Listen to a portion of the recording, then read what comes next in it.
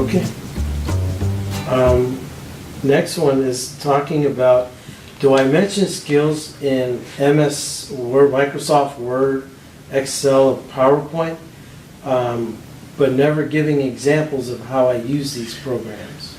That's a very good point. Very frequently under skills or computer skills or even scattered throughout the resume, people always mention, oh, I'm proficient in this type of software, proficient in Microsoft Word, proficient in Excel, PowerPoint. That's not good enough, right? To say you're proficient is a very subjective statement.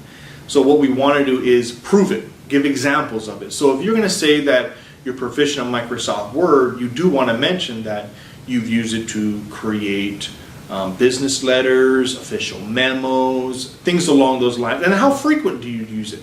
If you maintain an Excel spreadsheet or create Excel spreadsheets, you want to say, I maintain it, entering into it, researching through it on a daily basis. And then on top of that, how many spreadsheets? If you maintain 5 for your department, so you want them to paint a picture. What does it look like? How do you use it? Give some examples of those things. If you use PowerPoint to create presentation slides for you or maybe your manager, give some examples. You know, I create 4 slides a year, 1 for each quarterly report, and then maybe the 5th one at the end of the year for your annual report. So give some examples to make it real. Because if you just say proficient, what does that look like? No one's going to know. Right. Okay, that makes sense.